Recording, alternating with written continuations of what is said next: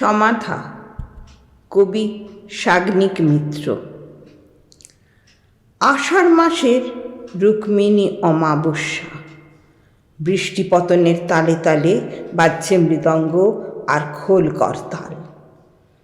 অদৃশ্য চাঁদের দিকে প্রসারিত বৃক্ষ শাখার মতোই অনেকগুলো উত্তোলিত বাহু দুলছে ঝোড়ো হাওয়ার ইঙ্গিতে।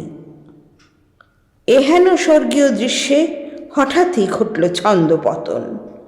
সামান্য একটা ইষ্টখণ্ড বেঁধল স্বয়ং ঈশ্বরের পায়ে।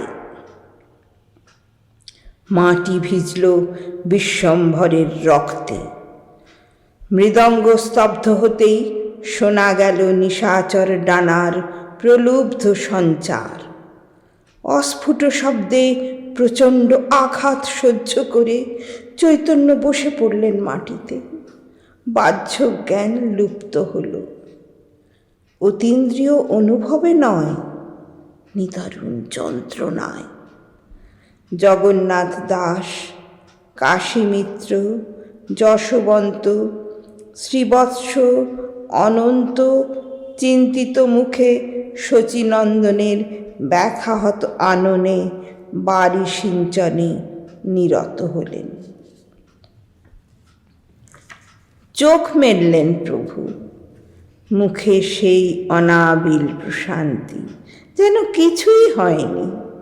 মেঘ কেটে গেছে, আকাশে আবার ফুটল উজ্জ্বল তারাদের হাসি। কিন্তু তা স্থায়ী হলো না বেশিক্ষণ। বার্তা তাড়িত প্রদীপ শিখার ভাষায়, শায়কবিদ্ধ পাখির ভাষায়, পতনোন্মুখ ধ্রুবতারার ভাষায় তিনি বললেন, দারু ব্রহ্ম আমাকে ডাকছেন। বললেন, আমাকে নিয়ে চলো সেখানে, নীল মাধবের চরণতলে আমার অন্তিম আশ্রয়।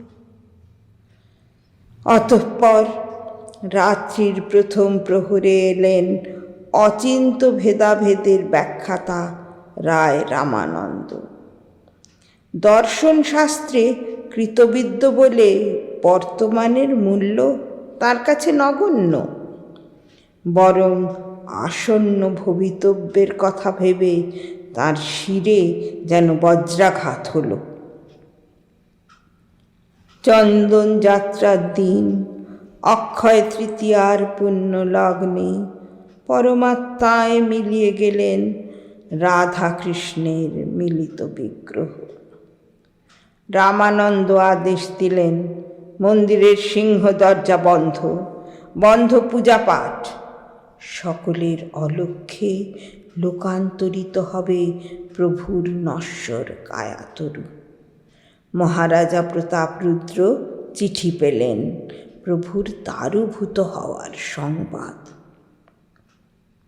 মৃত্যুর কারণ জানার কৌতূহল, মৃতদেহ নিয়ে অকারণ ষড়যন্ত্র, আশঙ্কা তো অনেক। তার চেয়ে এই ভালো, ভক্তি একমাত্র পথ। জগন্নাথে বিলীন হলেন স্বয়ং অবতার। বস্তুত নরদেহ মাত্রই নশ্বর, ঈশ্বর দেহ কি নয়? কৈবল্য বৈকুণ্ঠ ধামে জগন্নাথের ব্রহ্মহীন জীর্ণ কলেবর উক্ত হলে নব নব কলেবরে যেমন চাপা পড়ে যায় অতীতের অপ্রিয় প্রশ্নমালা, ইতিহাস চাপা পড়ে যায় দর্শনে, মানুষ মানবতায়।